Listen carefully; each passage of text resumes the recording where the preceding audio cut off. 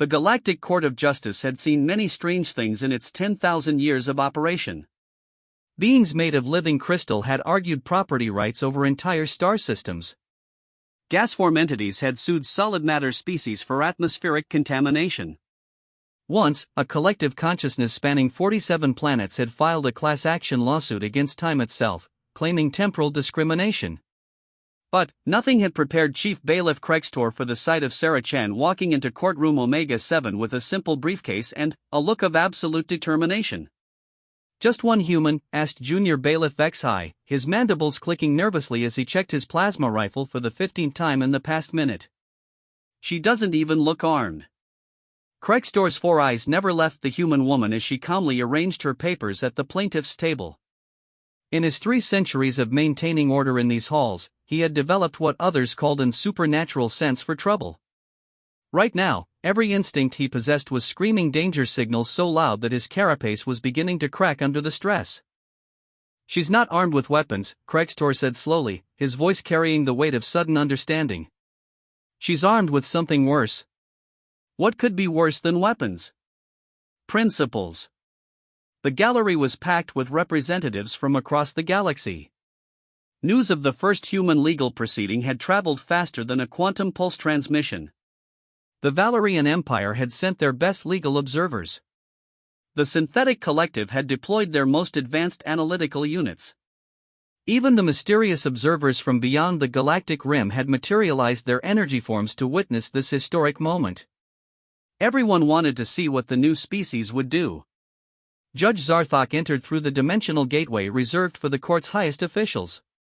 At nearly 20 feet tall, with skin that shifted between colors depending on his mood, he was an imposing figure who had overseen some of the most significant legal decisions in galactic history.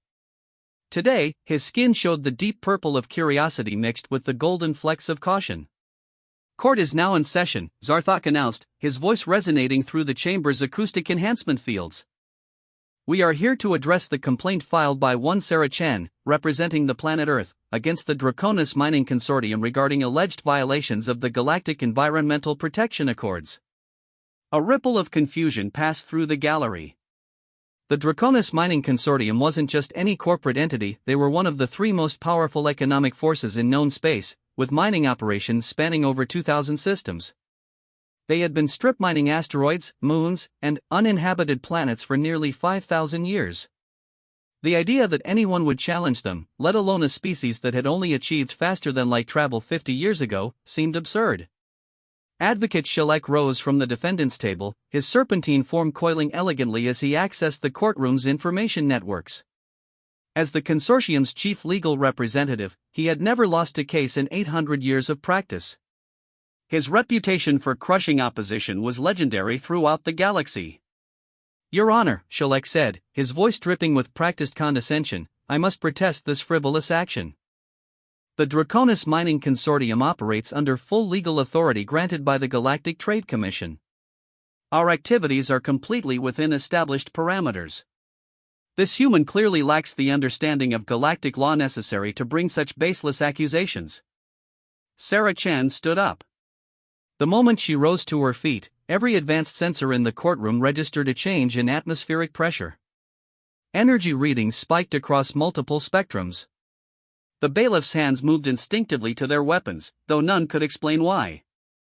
"Your Honor," Sarah said in perfect galactic standard, her voice carrying a clarity that somehow reached every corner of the massive chamber without amplification.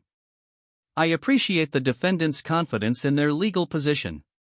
However, I believe they may have overlooked several key points." She opened her briefcase, a simple leather case that looked primitive compared to the holographic data systems used by every other being in the room. From it, she withdrew a stack of actual paper documents. The gallery erupted in amused chittering and electronic laughter. Paper? Physical documents? How quaint. How primitive. How utterly human. Sarah spread the documents across her table with methodical precision. Each page had been carefully organized, cross-referenced, and annotated by hand. Sticky notes protruded from various sections, each one marking a specific violation, precedent, or legal clause that supported her case. "The Draconis Mining Consortium," Sarah began, consulting her handwritten notes, claims to operate under the authority of the Galactic Trade Commission. This is correct. However, they have failed to acknowledge that their current mining operation in the Kepler 442 system directly violates subsection 47.3 of the Environmental Protection Accords, which states that any mining operation within 50 astronomical units of a developing ecosystem requires prior environmental impact assessment. Shalek's confidence didn't waver. Your Honor, the Kepler 442 system contains no developing ecosystems. Our surveys clearly show only barren rock and ice. Sarah smiled. It was not a pleasant expression. I'm afraid your surveys were incomplete, Advocate Shalek. You see, humans have a particular talent for finding life where others see only emptiness. She withdrew a sealed sample container from her briefcase. This contains soil samples from Kepler 442c, taken by our research vessel 3 months ago. Laboratory analysis reveals the presence of extremophile microorganisms that show clear signs of evolutionary development. The courtroom fell silent. Discovery of new life, even microscopic life, was a serious matter under galactic law. But Sarah wasn't finished. Furthermore, she continued, consulting another handwritten page, the consortium's operation violates the Indigenous Rights Protection Act of 2387, the Stellar Noise Pollution Regulations of 2156, and, she flipped to a page covered in yellow sticky notes, the quantum disruption prevention protocols established after the Vega incident. With each violation she cited, the representatives in the gallery grew more restless. These weren't obscure legal technicalities, these were fundamental laws that had been established to prevent exactly the kind of destructive mining practices the consortium employed. Judge Zarthok's skin had shifted to a deep orange, the color of growing concern. Advocate Shalek, do you wish to respond to these allegations? For the first time in 8 centuries, Shalek appeared genuinely flustered. He accessed his legal databases frantically, searching for precedents or loopholes that could address the humans' accusations. The laws Sarah had cited were ironclad, they had been written by the galaxy's finest legal minds specifically to prevent the exploitation she described. Your Honor, Shalek said finally, while these laws may technically apply, enforcement has always been flexible in cases involving established corporations with significant economic impact. The consortium's operations provide resources vital to dozens of civilizations. Surely the court can recognize the practical necessities of galactic commerce. It was a standard defense appeal to economic necessity and hope the court would prioritize profit over principle. It had worked countless times before. Corporate entities had been violating environmental laws for millennia, paying nominal fines and continuing their destructive practices with the tacit approval of courts that understood the economic realities of galactic civilization. Sarah Chen's expression darkened. Your Honor, she said, her voice now carrying an edge that made the bailiffs unconsciously take defensive positions, I believe I misheard the defendant's counsel. It sounded as though he suggested that economic considerations should override established law. Surely that cannot be correct. The temperature in the courtroom seemed to drop several degrees. Because if that is indeed the defendant's position, Sarah continued, pulling out another document, then, I would like to submit additional evidence regarding the consortium's pattern of willful legal violations over the past millennium. She began reading from her handwritten notes with mechanical precision. Every corporate shortcut, every bribed official, every environmental disaster that had been covered up or ignored, all of it meticulously documented with dates, locations, and legal precedents. The gallery watched in stunned silence as this lone human systematically dismantled the legal fiction that had allowed one of the galaxy's most powerful entities to operate above the law for thousands of years. Each violation she cited was supported by evidence that would have taken teams of investigators decades to compile.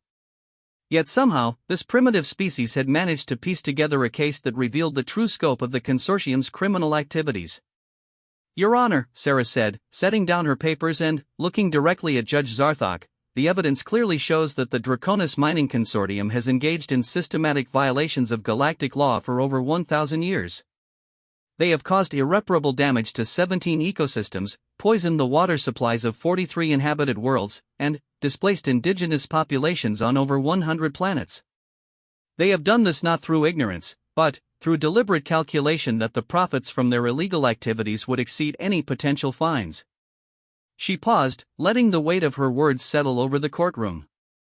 The question before this court is simple: does the law apply equally to all beings, regardless of their economic power or political influence?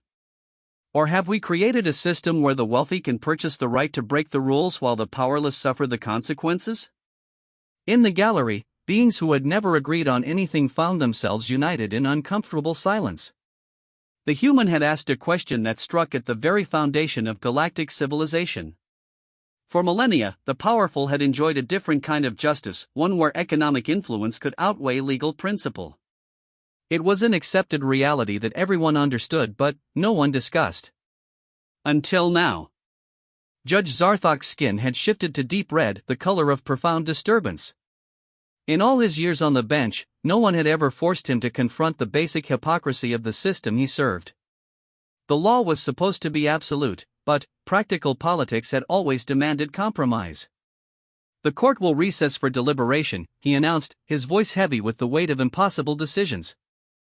As the dimensional gateway opened to transport him to his chambers, Zarthok found himself facing a choice that would define not just this case, but the entire future of galactic justice.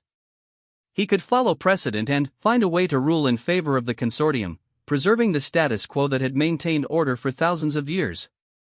Or he could enforce the law as written, knowing that such a decision would send shockwaves through every corporate boardroom and government council in known space. In the courtroom below, Saracen quietly organized her papers and returned them to her simple briefcase. She had said what needed to be said. Now it was up to the galaxy to decide what kind of civilization it wanted to be. The bailiffs maintained their positions, but Krextor noticed that none of them were watching the galleries anymore. Every eye was fixed on the small human woman who had just challenged the fundamental order of their universe. And, for the first time in his long career, Krextor wasn't sure if his armor would be enough to contain what was about to happen. The deliberation chambers of the Galactic Court existed outside normal spacetime, a pocket dimension where judges could contemplate the weightiest decisions without the pressure of temporal constraints. Judge Zarthok had used this sacred space thousands of times, but never had the silence felt so oppressive. He floated in the center of the crystalline chamber, surrounded by floating screens displaying the legal precedents that governed galactic civilization. Each screen showed a different aspect of the case before him, but they all pointed to the same impossible conclusion: the human was right. The Draconis Mining Consortium had violated galactic law on a scale that defied comprehension. The evidence Saracen had presented was not only accurate but conservative. Her documentation revealed only the violations that could be proven beyond any doubt. The true scope of the consortium's crimes was likely far worse. But recognizing this fact meant overturning 10,000 years of judicial tradition. Outside the deliberation chamber, the galaxy held its breath. News networks across 100,000 worlds broadcast continuous coverage of the unprecedented case. Financial markets fluctuated wildly as investors tried to predict the outcome. Government leaders held emergency sessions to discuss the implications of a ruling against one of the most powerful corporations in known space. On Earth, in a small apartment in New Geneva, Dr. James Chen watched the news coverage with a mixture of pride and terror. His daughter had always been stubborn about matters of principle, even as a child. When she was 8 years old, she had organized a protest against their school's unfair detention policies that had ultimately led to administrative reform. When she was 16, she had taken her own parents to family court over what she considered discriminatory curfew rules, and had won. Now she was taking on an entity that commanded more resources than most planetary governments. "She's going to change everything," Dr. Chen said to his wife, who was gripping his hand so tightly that her knuckles had turned white. "Or they're going to destroy her for trying," Maria Chen replied. Back in the courtroom, the assembled beings had not moved from their positions in over 6 hours. No one wanted to miss the moment when Judge Zarthok returned with his decision. The tension was so thick that several empathic species had been forced to leave the chamber, overwhelmed by the collective anxiety of thousands of beings. Saracen sat calmly at her table, reviewing her notes for what might be the most important legal argument of her species' history. She had known from the beginning that this case would be about more than mining rights or environmental protection. This was about establishing whether humans would be permitted to participate as equals in galactic civilization, or whether they would be relegated to the role of naive newcomers who didn't understand how things really worked. the bailiffs had been reinforced twice since the recess began. Krextor now commanded a force of over 200 security officers, all armed with weapons capable of stopping a charging battlecruiser. The Galactic Court had learned through bitter experience that verdicts in high-profile cases often led to civil unrest, and they were taking no chances with a decision that could reshape the fundamental structure of galactic society. What they hadn't anticipated was that the real danger might come not from angry protesters, but from the quiet determination of a single human being. A harmonic tone filled the chamber, signaling Judge Zarthok's return. The dimensional gateway iris opened, and the towering figure of the judge materialized at the bench. His skin had settled into a pattern of deep blue with silver highlights, the colors of profound resolution mixed with unshakable determination. "Court is now in session," Zarthok announced, his voice carrying new authority that seemed to reverberate through the molecular structure of the chamber itself. After careful deliberation and extensive review of all applicable legal precedents, this court has reached a decision in the matter of Chun versus the Draconis Mining Consortium. The silence was absolute. Even the court's environmental systems seemed to pause, as if the very air was holding its breath. The plaintiff's evidence has been thoroughly examined and verified through independent analysis. The defendant's claims of legal authority have been found to be insufficient to justify the documented violations of galactic environmental law. Furthermore, this court has discovered that the defendant's pattern of behavior represents not isolated incidents, but a systematic campaign of legal circumvention that has persisted for over 1 millennium. Advocate Shilek's serpentine form had gone rigid with shock. In 800 years of practice, he had never heard a judge speak with such uncompromising clarity about corporate violations. However, Judge Zarthok continued, and the word sent a chill through every being in the chamber. This court recognizes that rendering judgment based solely on legal merit would ignore the practical realities of galactic commerce and the potential for economic disruption across multiple star systems. Sarah Chan's hand tightened on her pen. She had expected this, the familiar retreat into political compromise that had allowed corporate entities to violate the law with impunity for millennia. The legal system would acknowledge wrongdoing but find reasons to avoid meaningful consequences. Therefore, the judge said, this court faces a fundamental choice between legal principle and political expediency.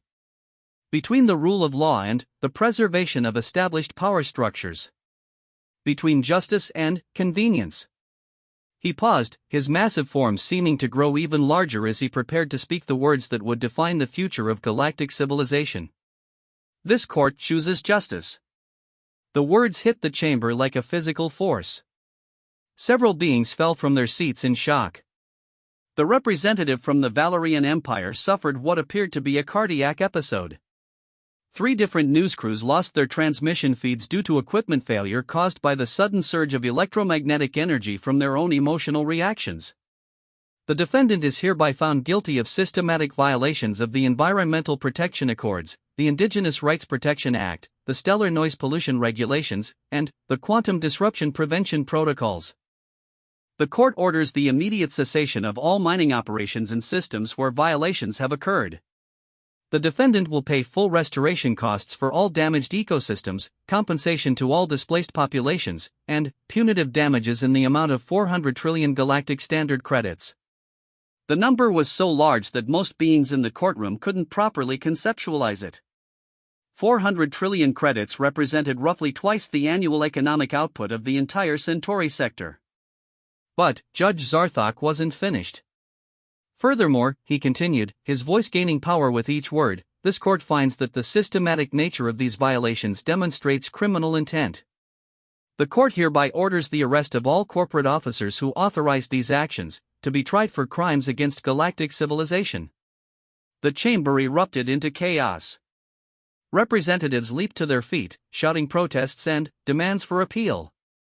Emergency communication devices activated across the gallery as beings frantically reported the shocking verdict to their governments and organizations. Above the pandemonium, Advocate Shilek's voice cut through the noise like a blade. Your Honor, with respect, this ruling is impossible to implement. The Draconis Mining Consortium operates across 2,000 systems under the protection of 40 different governments. They employ over 10 billion beings. The economic disruption alone could destabilize entire sectors of galactic civilization. Judge Zarthok's skin shifted to pure black, the color of absolute authority.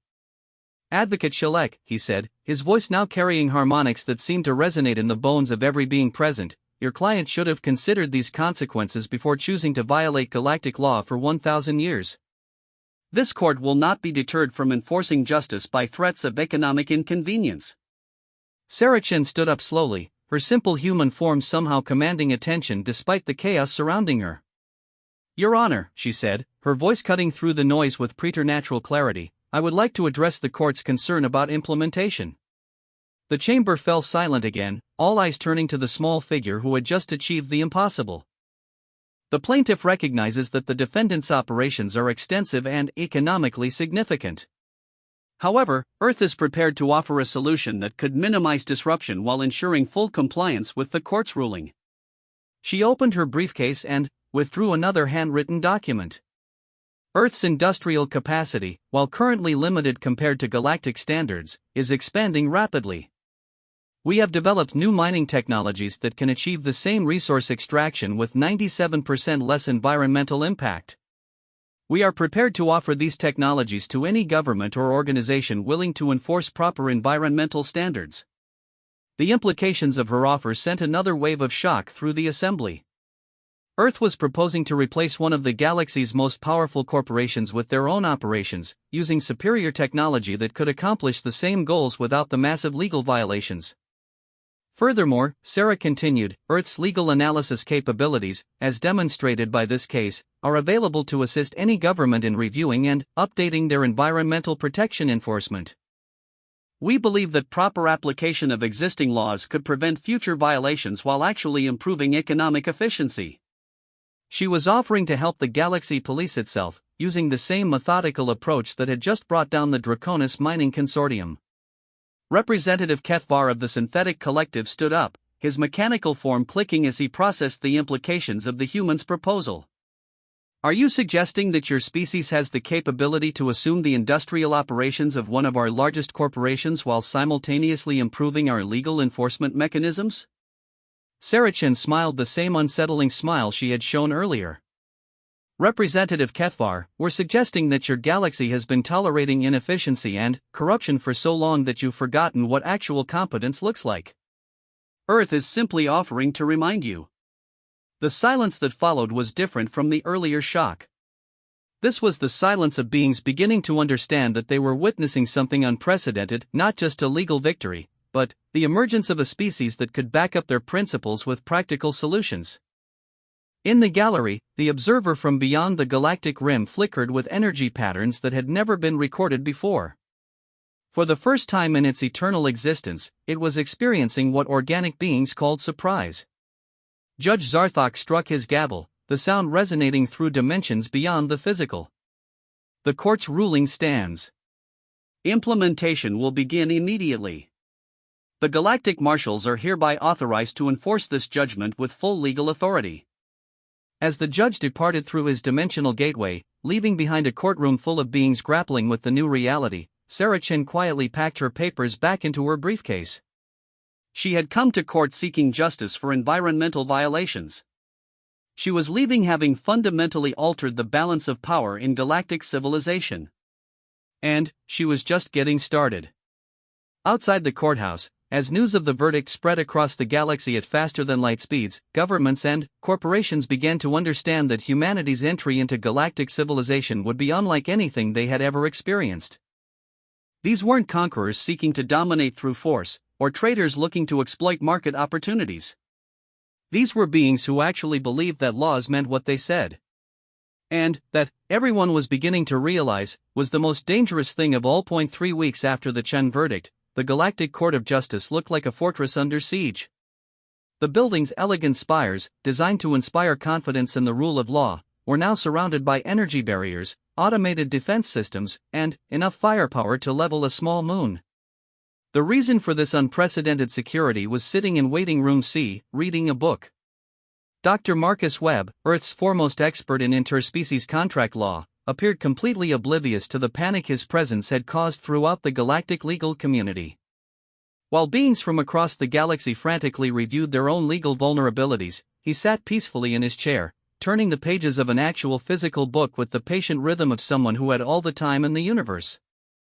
Chief Security Coordinator Vashtel studied the human through 17 different sensor arrays, searching for any indication of the threat potential that had prompted the mobilization of half the galactic fleet. The human appeared to be reading something called Principles of Jurisprudence in Multi-Species Civilizations and occasionally making notes in the margins with a primitive writing instrument. "I don't understand," Vashtal said to his deputy, a crystalline being whose thoughts moved at the speed of light. The Saracen incident was unprecedented, but surely one case doesn't justify this level of concern.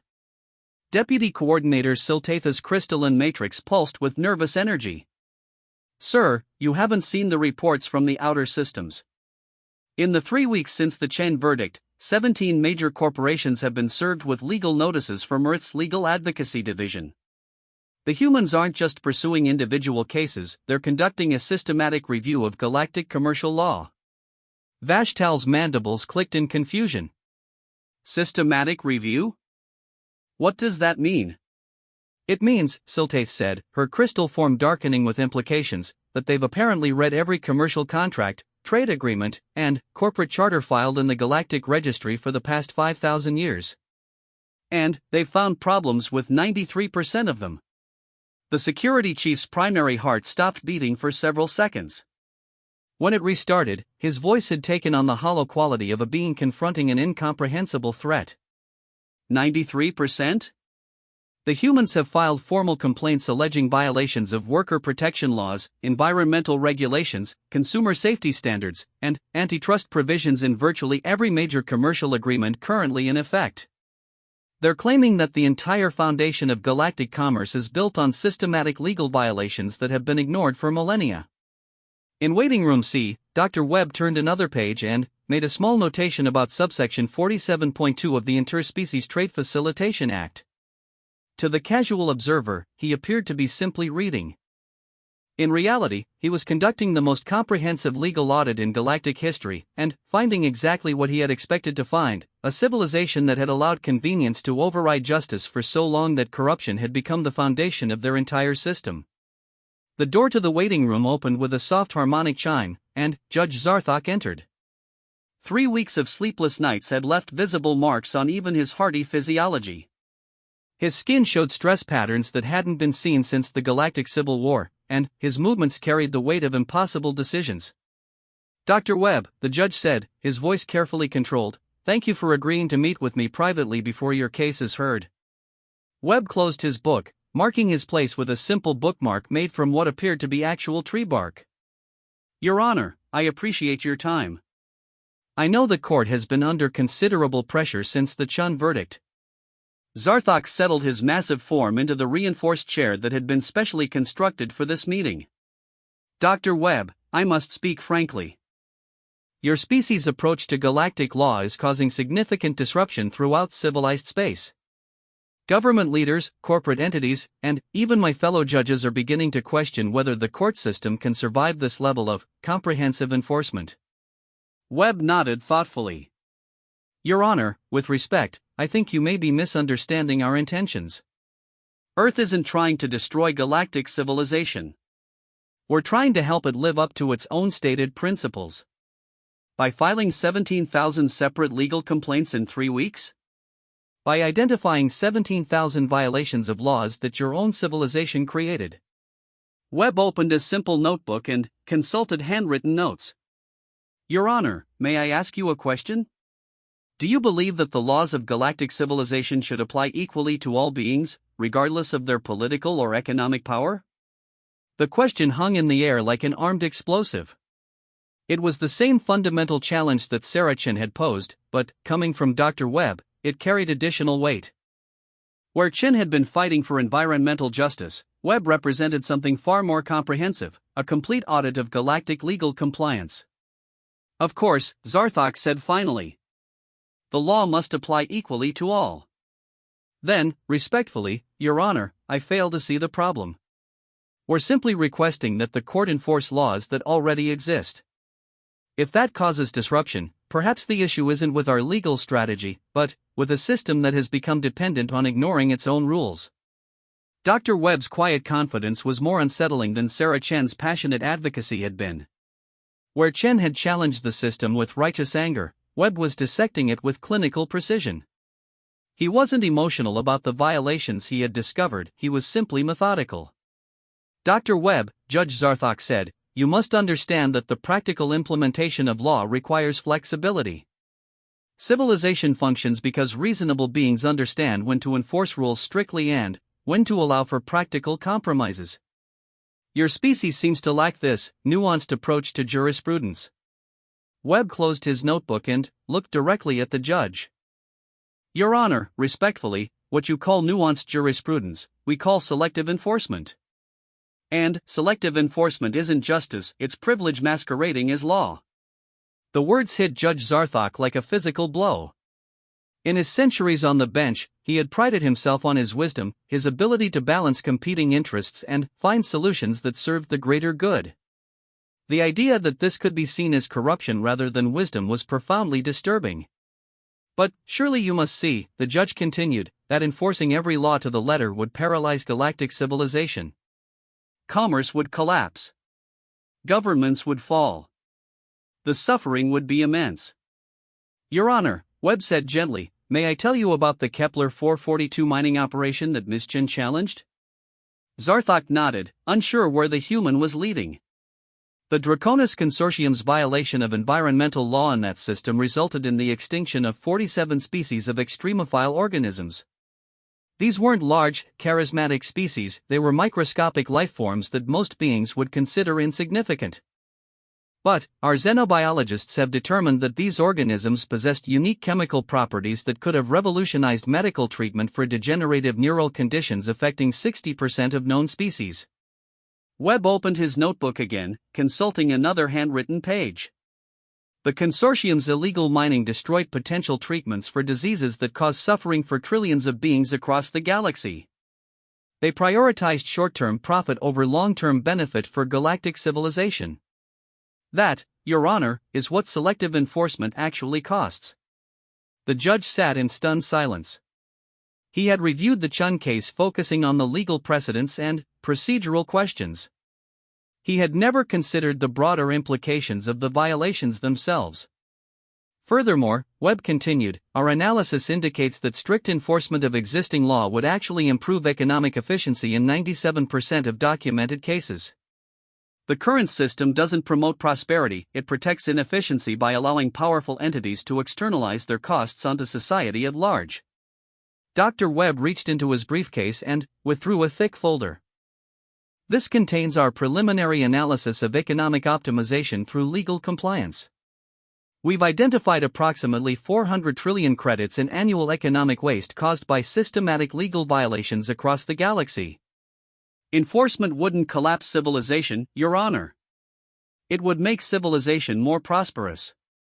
Judge Zarthok accepted the folder with trembling hands. The implications of what the human was suggesting were staggering. If their analysis was correct, then, the entire galactic legal system had been operating on false assumptions for millennia. Dr. Webb, the judge said slowly, are you saying that your species has reviewed our entire legal and economic system and found a way to improve both simultaneously?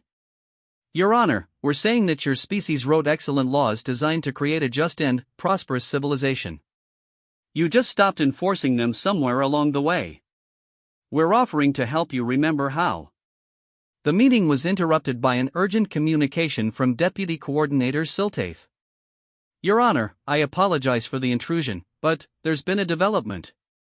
The Valerian Empire has just announced that they're implementing immediate legal reforms based on recommendations from Earth's Legal Analysis Division. They're claiming that compliance with existing law will improve their economic output by 12% while reducing environmental impact by 40%. Judge Zarthok looked at Dr. Webb in amazement. You've been advising the Valerian Empire? They asked for our help in reviewing their legal compliance, Webb replied matter-of-factly. We were happy to assist. It turns out that proper enforcement of their own worker protection laws significantly improves productivity while reducing healthcare costs. Who would have thought that treating employees well would make them more effective? The sarcasm was so gentle that it took the judge several seconds to recognize it. Your Honor, Dr. Webb continued, I think there may be some confusion about what Earth is trying to accomplish here. We're not trying to punish anyone or destroy existing institutions. We're trying to help galactic civilization fulfill its own stated goals of justice, prosperity, and peaceful coexistence. He stood up, preparing to return to the courtroom for his scheduled hearing. The question isn't whether the law should be enforced, Your Honor. The question is whether you want our help making enforcement as beneficial as possible, or whether you prefer to continue the current system of selective justice until it collapses under its own contradictions. As Dr. Webb walked toward the door, Judge Zarthok called out to him. Dr. Webb, what makes your species so different? Why do you approach these issues in ways that no other civilization has attempted? The human paused at the threshold and turned back with an expression that seemed both sad and hopeful. Your Honor, perhaps it's because we remember what it's like to be powerless. On Earth, we learned that laws only protect people when they're actually enforced. When the powerful are allowed to ignore rules that bind everyone else, the powerless suffer. We've decided we don't want to see that happen on a galactic scale. He smiled slightly. Besides, Your Honor, we've read your laws. They're really quite good. It seems a shame not to use them. After Dr. Webb left, Judge Zarthok sat alone in the waiting room, holding the folder of economic analysis and grappling with the most profound question of his career. What if everything he thought he knew about justice and civilization was wrong? Outside, in the main courthouse, a line had formed that stretched around the building and into the adjacent plaza. Beings from across the galaxy had come to file complaints, request legal assistance, or simply witness the unprecedented enforcement of galactic law. For the first time in millennia, ordinary citizens believed that justice might actually be possible. The revolution had begun not with weapons or warfare, but with the simple insistence that laws meant what they said. And the galaxy would never be the same. 6 months after the first human legal case, the Galactic Emergency Council convened an emergency session for the 18th time. The magnificent chamber, built to accommodate representatives from every major civilization in known space, buzzed with tension that could be felt across multiple dimensions. Chancellor Mordex of the Hegemony Coalition called the session to order with barely controlled panic in his voice. Fellow beings, we face an unprecedented crisis. The human legal interventions have now affected every sector of galactic civilization. Trade routes are being restructured, governments are falling, and entire economic systems are being reorganized. We must act before these primitives destroy everything we have built. The human representative, Professor Elena Vasquez of Earth's Diplomatic Corps, sat quietly at her assigned table, taking notes in a simple paper notebook. She appeared completely unconcerned by the hostile atmosphere surrounding her, occasionally looking up to observe the proceedings with the detached interest of a scientist studying an interesting specimen. Representative Klixvar of the Traders Guild stood first, his insectoid form vibrating with agitation. The humans have cost my organization over 200 trillion credits in compliance adjustments. They claim our standard trading contracts violate consumer protection laws that haven't been enforced in 4,000 years. Because they do violate those laws, Professor Vasquez said calmly, not looking up from her notes. Your standard contract includes clauses that would be considered unconscionable under any reasonable interpretation of galactic consumer protection statutes.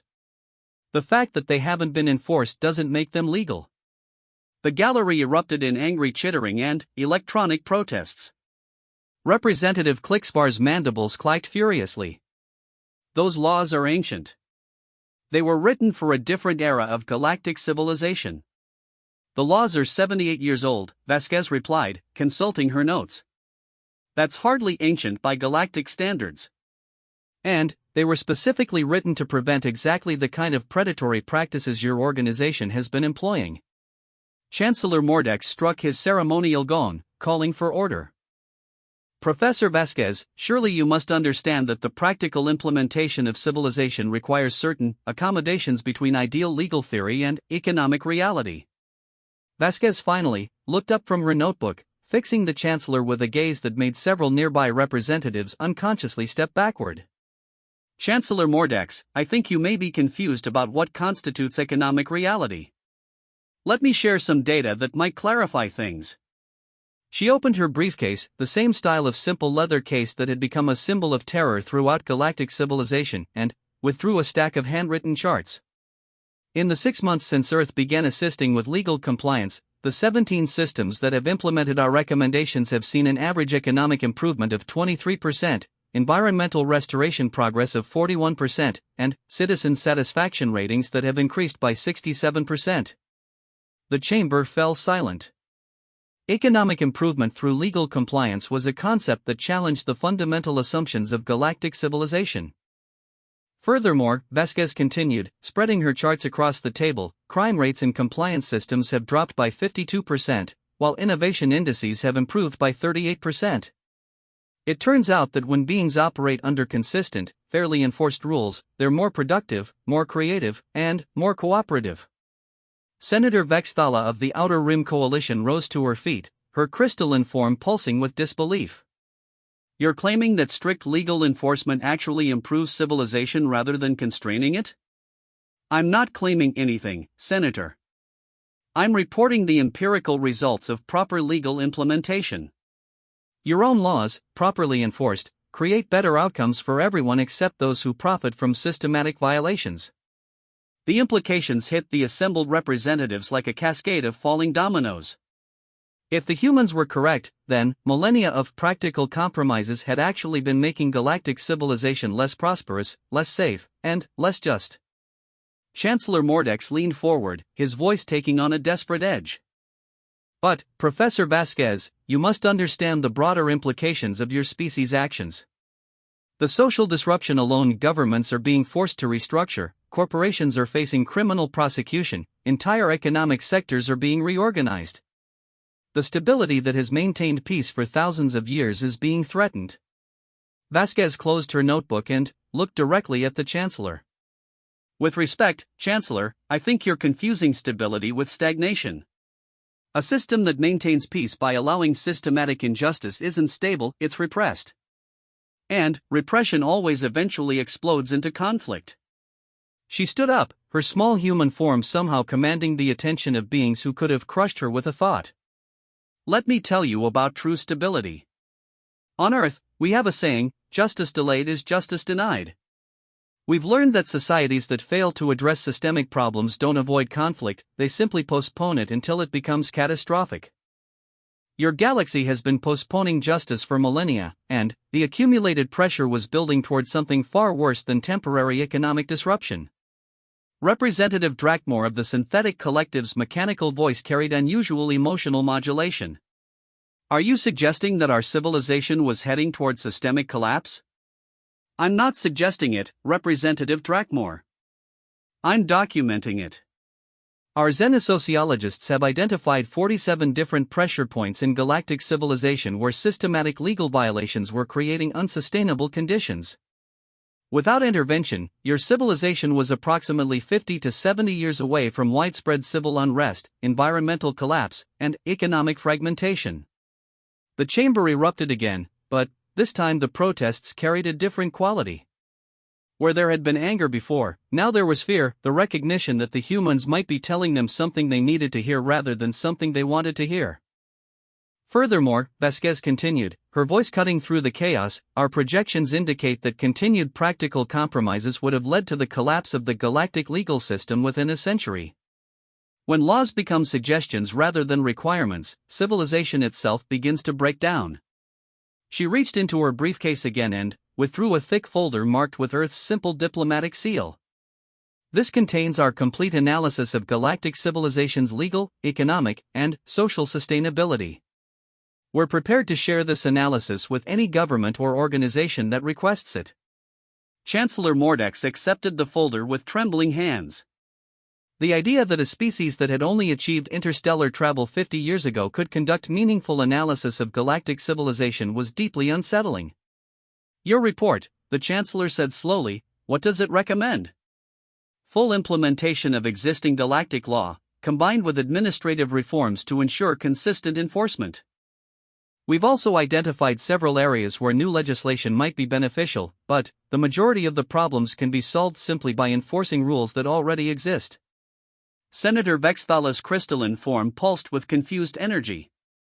Professor Vasquez, your species seems to have capabilities that far exceed what we would expect from recent interstellar travelers. How did you develop such sophisticated legal and social analysis techniques? Vasquez smiled, and, for the first time since the proceedings began, her expression seemed genuinely warm. Senator, you have to understand Earth's history. We've been conducting exactly this kind of analysis for thousands of years, because we had to.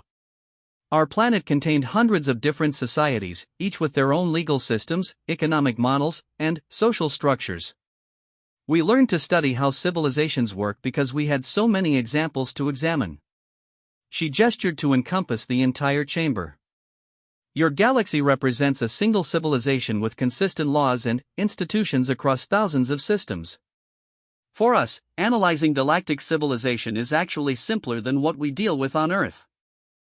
You have one legal system instead of hundreds, one economic model instead of dozens, and, generally consistent social structures. The complexity that seems overwhelming to you is actually quite manageable once you understand the underlying patterns. The assembled representatives began to grasp the true scope of what they were dealing with. Earth wasn't just another species seeking membership in galactic civilization, they were specialists in exactly the kind of complex social analysis that galactic civilization had never needed to develop. Representative Clixbar's voice carried new respect mixed with continuing concern. Professor Vasquez, assuming your analysis is correct, what does your species propose as the next step? Simple, Representative Clixbar.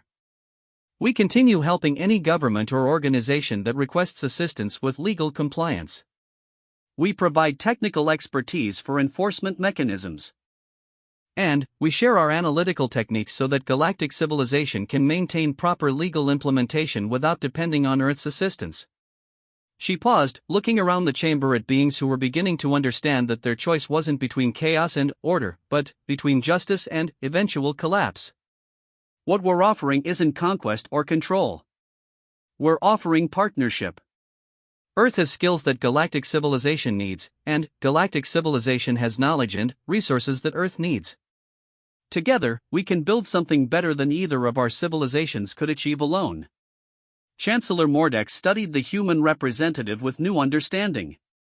Professor Vasquez, are you saying that your species' legal interventions aren't an attempt to dominate galactic civilization, but an offer to help improve it? Chancellor, we're saying that we've found civilization works better when everyone follows the same rules, when those rules are fairly enforced, and when people have reason to believe that justice is possible. These aren't uniquely human insights, they're principles your own civilization established long ago. We're simply offering to help you remember why those principles mattered. As the session concluded, beings throughout the chamber found themselves grappling with a fundamental shift in perspective. The humans weren't alien invaders threatening their way of life, they were skilled consultants offering to help galactic civilization live up to its own stated ideals. The question now wasn't whether to resist human legal intervention, but whether to embrace the opportunity to build a truly just and prosperous galactic society.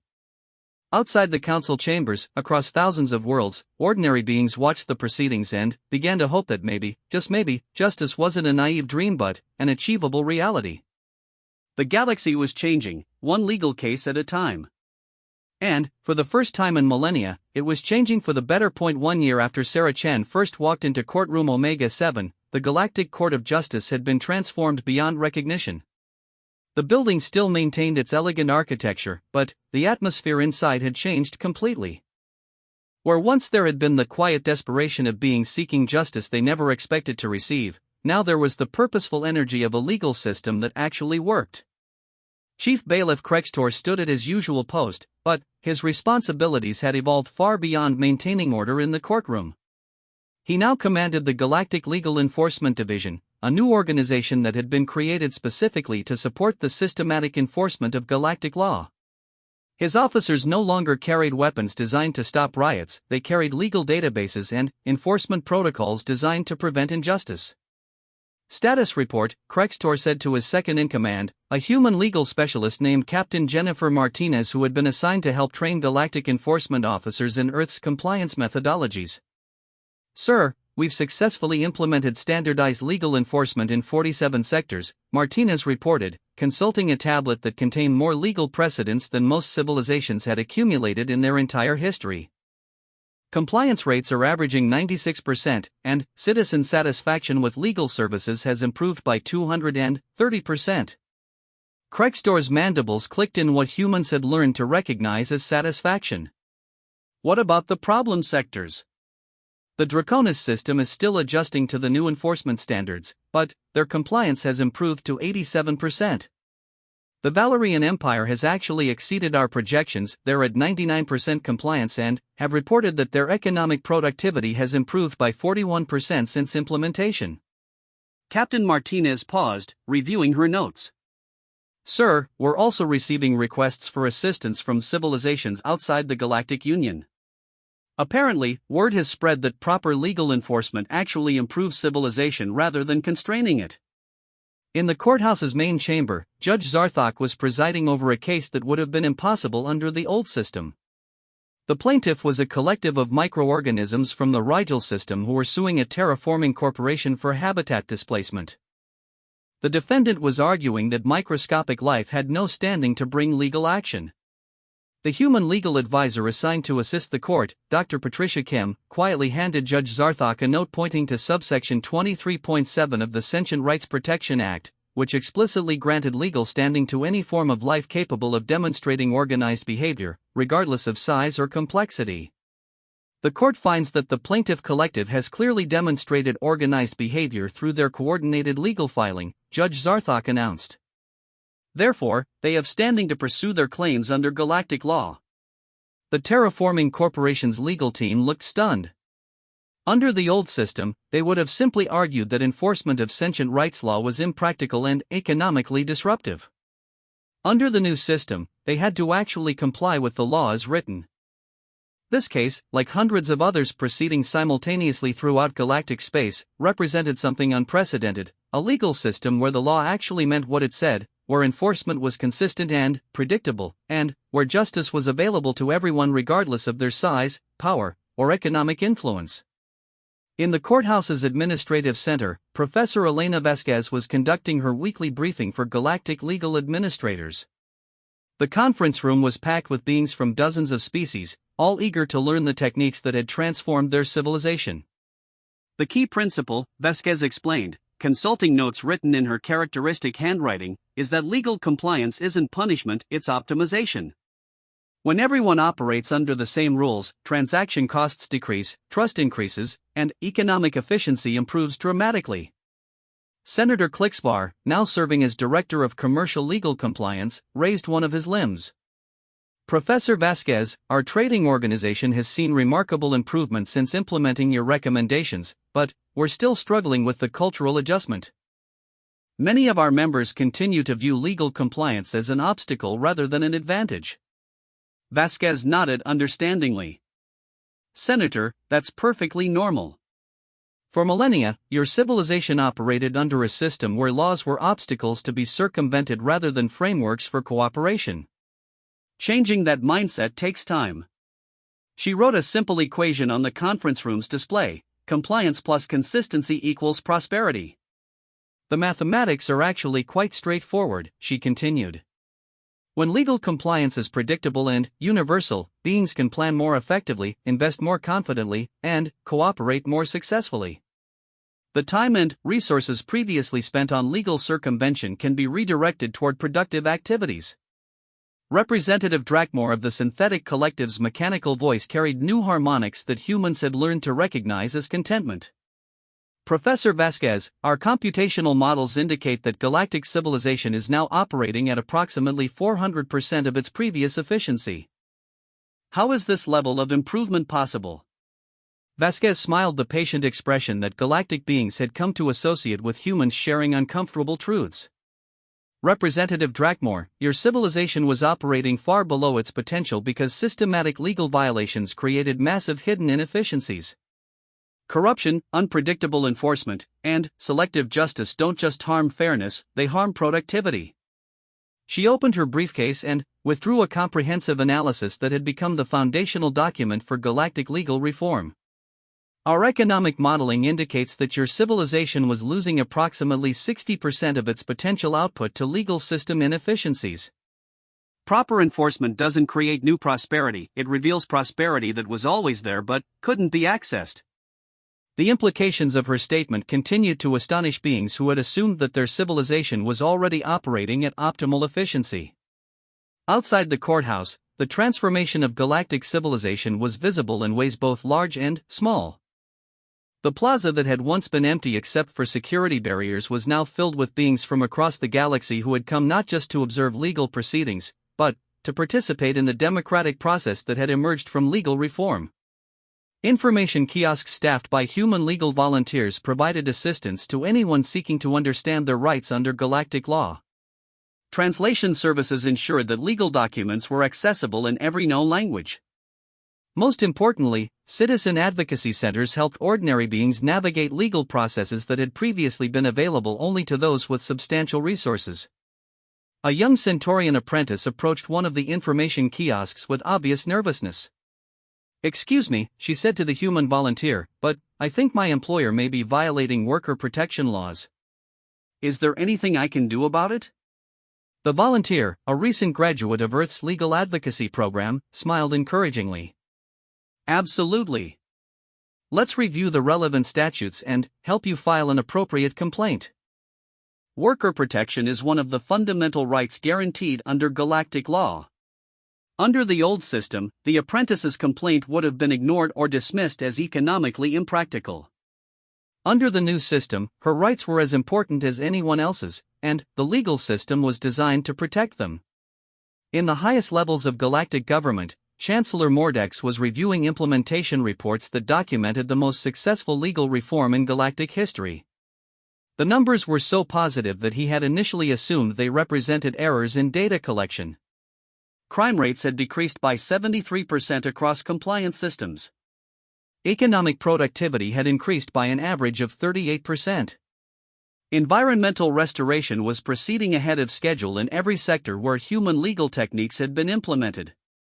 Most remarkably, citizen satisfaction with government services had reached levels not seen since the founding of galactic civilization. "How did we miss this for so long?" the Chancellor asked Dr. Vasquez during their monthly coordination meeting. "Chancellor, you didn't miss it.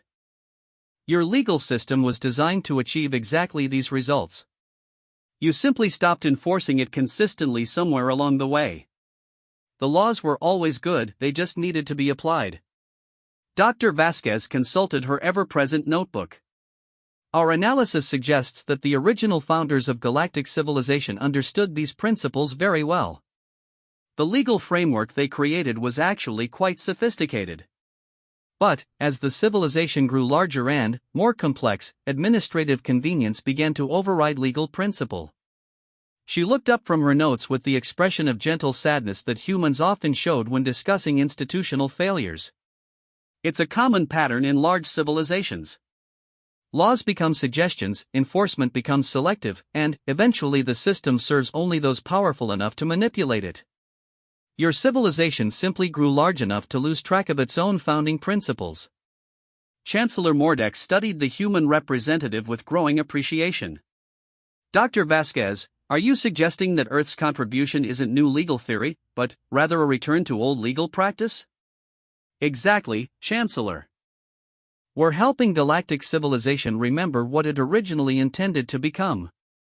As their meeting concluded, Chancellor Mordex found himself contemplating the most profound transformation in galactic history. A species that had only recently achieved interstellar travel had managed to accomplish something that thousands of years of galactic civilization had failed to achieve: a legal system that actually worked for everyone.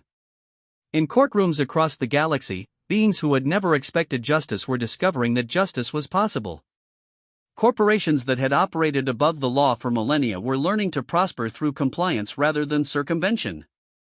Governments that had ruled through selective enforcement were finding that universal enforcement actually made governance easier, not harder. The revolution that had begun with Sarah Chen's simple briefcase and handwritten notes had transformed not just the legal system, but the entire foundation of galactic civilization. And the most remarkable aspect of this transformation was its simplicity: they had simply started enforcing laws that already existed. On Earth, in the small apartment where it had all begun, Dr. James Chen watched the galactic news coverage with quiet pride. His daughter had changed the galaxy by doing something characteristically human. She had read the fine print, taken it seriously, and refused to accept that justice was impossible. The bailiffs still wore armor when humans appeared in galactic courtrooms. But now it wasn't because they feared what humans might do, it was because they understood that humans represented something more powerful than any weapon, the absolute conviction that laws mean what they say, justice is achievable, and everyone, no matter how powerful, is accountable. The galaxy had learned to fear the simple phrase "I object" when spoken by a human, because it meant that someone was about to be held accountable for their actions. And accountability, as every civilization eventually learns, is the foundation of everything worth building. The age of selective justice was over. The age of actual justice had begun. And it had started with a briefcase, some handwritten notes, and the radical idea that laws should apply to everyone.